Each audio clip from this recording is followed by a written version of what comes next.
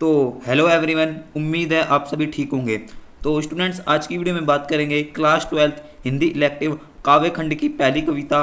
पहली कविता में दो गीत हैं, एक है देवसेना का गीत जो मैंने बना के वीडियो डाल दी है, और आज की वीडियो में बात करने वाले हैं कार्नेलिया का गीत, दूसरा वाला गीत है। ठीक है, एकदम आसान भाषा में मैं आज आपको एक्सप्लेन करने वाला हूँ ये पूरा वाला गीत, कठिन शब्दार्थ में आपको बताऊंगा। तो चलिए वीडियो को स्टार्ट करते हैं, और प्लीज़ इस वीडियो को अपने फ्रेंड्स के साथ शेयर करना। तो चलिए वीडियो को स्टार्ट करते हैं। तो स्टूडेंट्स, देवसेना का गीत हमने कर लिया था, जिन जिन बच्चों ने नहीं देखा जाके देख लेना। आज हम करने वाले हैं कार्नेलिया का गीत। छोटे सा बिल्कुल पद, एक छोटा सा पद ही है, लेकिन मैं आपको तोड़ तोड़ के समझाऊंगा ताकि आपको समझ आए। इसके रचयिता भी जयशंकर प्रसाद जी हैं। जयशंकर प्रसाद जी का मैंने इंट्रोडक्शन दे दिया था पहले वाले गीत में, लेकिन एक बार मैं फिर से देता हूँ। देखिए, जयशंकर प्रसाद जी एक छायावादी कवि थे। ठीक है, छायावादी कवि, ये कविताएं लिखते थे, काव्य लिखते थे। ठीक है, इनका जन्म हुआ था 1879 में, इनकी मृत्यु हुई थी 1937 में। ठीक है, जयशंकर प्रसाद जी का जन्म काशी में हुआ था, और वह विद्यालय शिक्षा केवल 8वीं कक्षा तक प्राप्त कर चुके थे, यानी केवल उन्होंने 8th क्लास पास की थी। वे इतने पढ़े हुए भी नहीं थे, फिर भी इतने बड़े लेखक थे। किंतु स्वाध्याय द्वारा उन्होंने संस्कृत, पाली, उर्दू, अंग्रेजी भाषा और अनेक साहित्यों का ज्ञान अध्ययन किया। यानी उन्होंने केवल 8वीं क्लास तक अपनी शिक्षा प्राप्त की, लेकिन फिर भी वे संस्कृत भाषा, पाली भाषा, उर्दू भाषा, अंग्रेजी भाषा और अनेक भाषाओं का साहित्य, लिटरेचर पढ़ते थे।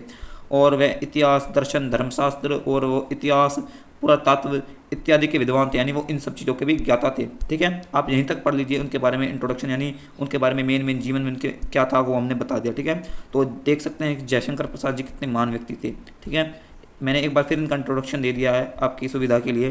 तो चलिए हमारी कविता की ओर चलते हैं। गीत है एक प्रकार का कार्नेलिया का गीत। देखिए, इंट्रोडक्शन दे दूं।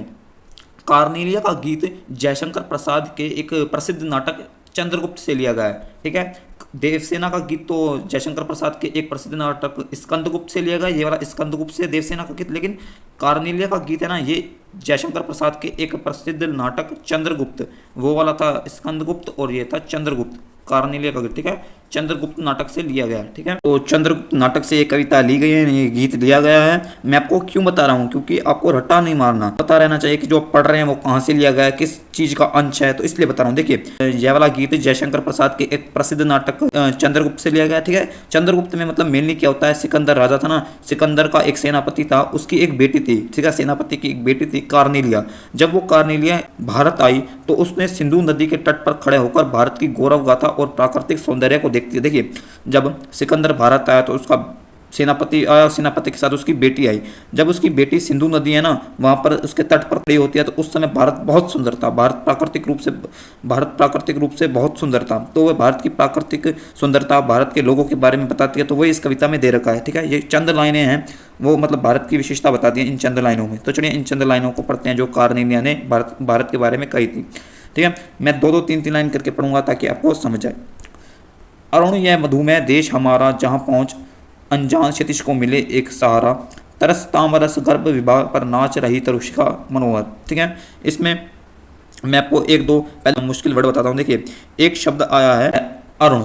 अरुण का अर्थ होता है मतलब लालिमा से भरा हुआ, सूर्य का रंग। जब सूरज उगता है तो सूरज का जो सुनहरा सा एक कलर आता है ना, प्रकाश आता है, जब सूरज सुबह उगता है तो उसे अरुण कहते हैं, लालिमा से भरा। ठीक है, और एक वर्ड आया था मधुमेह। ठीक है, मैं सभी वर्डों को बता रहा हूँ ताकि आपको पढ़ने में कोई दिक्कत नहीं। मधुमेह यानी मधुरसा, यानी रस से भरा हुआ, मधुरता यानी मीठा, मिठास। ठीक है, और एक शब्द आया था क्षितिज। क्षितिज आता है, क्षितिज एक पॉइंट होता है जहाँ धरती व आसमान आपस में मिलते हैं। ये बिल्कुल मिलते नहीं है, सच्चाई नहीं है, लेकिन मनुष्य को लगता है, इंसानों को लगता है कि धरती में एक ऐसा पॉइंट आता है जहाँ धरती व आकाश यानी आसमान एक दूसरे से मिलते हैं, उसे क्षितिज पॉइंट कहा जाता है। ठीक है, और एक शब्द आया था तामरस। तामरस का अर्थ होता है कमल, सिंपल। और एक शब्द आया था तरुषिका। तरुषिका का अर्थ होता है पेड़ों की ऊपरी शाखा, यानी पेड़ों के ऊपरी शाखा, सिंपल। आपको समझ आ रहे होंगे। देखिए, पहले मैं इस पोर्शन को समझा देता हूँ, इसमें क्या कह रहा है। इसमें कार्नेलिया भारत की प्रशंसा करती है, यानी भारत की तारीफ करते हुए कहती है कि यह देश बहुत सुंदर है, यह मधुर देश है, यहाँ आकर ऐसे लगता है कि भटके हुए व्यक्ति को सहारा मिलता है। कमलों, यहाँ पर जो कमल फूल है वहाँ सुंदरता है, और पेड़ों की जो लहराती शाखाएं हैं, तने हैं, इस देश की शोभा बढ़ाते हैं, यानी इस देश के जो कमल है, पेड़ है, इस देश की शान बढ़ाते हैं लहराते हुए। ठीक है, यहाँ पर लोगों को सहारा मिलता है, यहाँ भटके लोगों को सहारा मिलता है, तो यही बताती है कार्नेलिया। ठीक है, इस वाले पोर्शन में। दूसरा पोर्शन है यहाँ से लेकर यहाँ तक। छिटका जीवन हरियाली पर मंगम कुमकुम सारा, लघु सुरधनु से पंख पसारे शीतल मलय समीर सहारे, उड़ते खग जिस और मुंह किए समझ नीर निज प्यारा। ठीक है, इसमें पहले आपको कठिन शब्दार्थ बता देता हूँ। देखिए, एक शब्द आया है मंगल। मंगल आप सभी को पता ही होगा, शुभ यानी शुभ कार्य। ठीक है, मंगल आपको पता होगा। एक शब्द आया था कुमकुम। कुमकुम होता है सिंदूर। ठीक है, लाल रंग का होता है ना सिंदूर, वही है।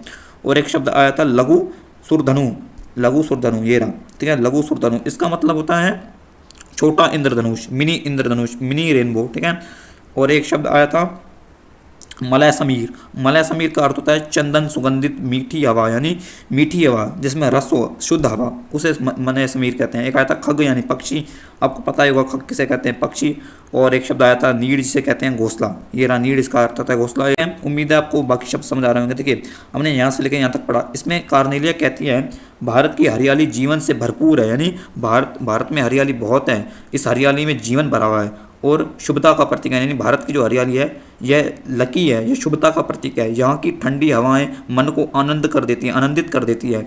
पक्षी भी उसी दिशा में उड़ते हैं जहाँ उन्हें अपना प्यारा घर दिखाई देता है, यानी पक्षी भी वहीं आते हैं जहाँ यह हवा बहती है। यानी पक्षी भी भारत में आते हैं क्योंकि भारत में अकेलापन नहीं, सभी लोगों का प्यार मिलता है। ठीक है, उम्मीद है आपको ये वाला क्वेश्चन भी समझ आया होगा यहाँ से लेकर यहाँ तक।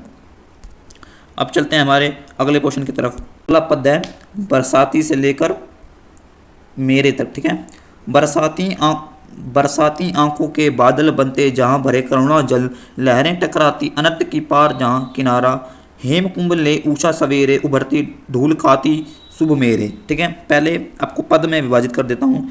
पहला पद हमने पढ़ा था यहाँ से लेकर यहाँ तक, दूसरा हमने पढ़ा था यहाँ से लेकर यहाँ तक, और तीसरा हम पढ़ेंगे यहाँ से लेकर यहाँ तक। ठीक है, बरसाती से लेकर। इसमें मैंने एक दो तीन शब्द हैं, कुछ आपको बता दूँ। पहला शब्द आया था करुणा। करुणा तो आप सभी को पता होगा, दया वगैरह। ठीक है, दया, सहानुभूति। और एक शब्द आया था अनंत यानी इन्फिनिटी, सिंपल में भी आपको पता होगा। एक आया था हेम कुंभ। हेम कुंभ, हेम कुंभ। ठीक है, हेम कुंभ का अर्थ होता है, हेम का अर्थ होता है सोना और कुंभ का अर्थ होता है घड़ा, यानी सोने का घड़ा। और एक शब्द आया था उषा। उषा एक नाम भी होता है लेकिन यहाँ दे रखा है सुबह, उषा को कहते हैं सुबह। ठीक है, बाकी सारे शब्द आपको समझ आ रहे होंगे। इसमें मेनली बता रखा है कि यह भारत देश दया और प्रेम से भरा हुआ है। भारत में दया भी है, प्रेम भी है। यहाँ की जीवन अनंत इच्छाओं को भी एक दिशा और ठिकाना देती है, यानी यहाँ जो भारत में जो लोगों का जीवन है वो लोगों को एक दिशा देता है, एक ठिकाना देता है। लोग यहाँ पर अच्छे से रहते हैं, लोगों को जीवन को दिशा मिलता है, लोग भटकते नहीं हैं। और यहाँ की सुबह की जो लालिमा होती है, जो सुबह का सूरज का प्रकाश होता है, ऐसे लगता है कि उषा सोने के घड़े में सुख भरकर धरती बिखेर रही है। यानी जब भारत में जब सुबह होती है और जब सूरज का प्रकाश गिरता है तो ऐसे लगता है कि जो भारत की सुबह है वो सोने का घड़ा ऊपर से बिखेर रही है, यानी सूरज सोने का घड़ा बिखेर रहा है, यानी सूरज सोने का घड़ा बिखेर रहा है। इस प्रकार भारत में सुबह होती है, कितनी सुंदरता से। ठीक है, हमारी लास्ट पंक्ति है ये वाली, देखो मैं अपने मन से इन्हें नहीं तोड़ रहा। यह लाइन टू लाइन है, मैं इसे अपने मन से बिल्कुल नहीं तोड़ रहा। आप समझ रहे हो, मन से तोड़ना नहीं, यह बिल्कुल बुक में ऐसे ही है क्योंकि ये तीनों लाइनें आपस में अटैच है, इसलिए मैं इनको तोड़ रहा हूँ। जैसे मैंने पहले में यहाँ से लेकर यहाँ तक इसको तोड़ा, फिर मैंने यहाँ से लेकर यहाँ तक तोड़ा, क्योंकि ये एक दूसरे से कनेक्टेड लाइन है। ठीक है, इन्हें अलग नहीं किया जा सकता। जो लाइन कनेक्टेड है उन्हें मैं साथ करा रहा हूँ। ये लास्ट वाली लाइन सबसे अलग है, इसलिए मैंने इसको अकेले में समझाने का प्रयास किया है। देखिए, मदिर उगते रहते जब जगकर रजनी भरतारा। ठीक है, एक शब्द आया है मदिर। मदिर, मंदिर नहीं, मदिर। मदिर का अर्थ होता है मस्त, मस्त रहना जीवन में। ठीक है, मस्त।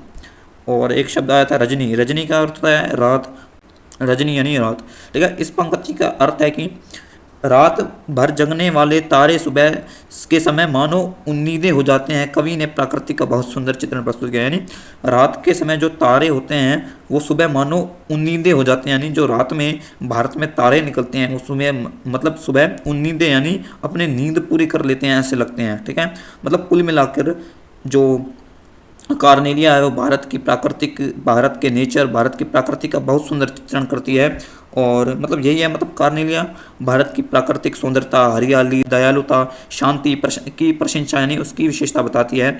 उसे भारत संसार का सबसे सुंदर व मधुर देश दिखाई देता है। ठीक है, मतलब यही बताती है। उम्मीद है आपको समझ आ गया होगा ये पूरी कविता। इंट्रोडक्शन मैंने दे दिया था।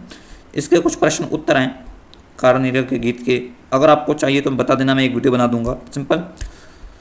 तो मिलते हैं अगली कविता जो हमारी है सरोज स्मृति, काव्यखंड की दूसरी कविता है सरोज स्मृति, वेरी वेरी इंपॉर्टेंट है, पेपर में कई बार आती है। ठीक है, तो मिलते हैं इस कविता में। अगर आपको वीडियो अच्छी लगी तो वीडियो को लाइक कर देना, अपने फ्रेंड्स के साथ शेयर कर देना। मिलते हैं नेक्स्ट वीडियो में, तब तक के लिए बाय।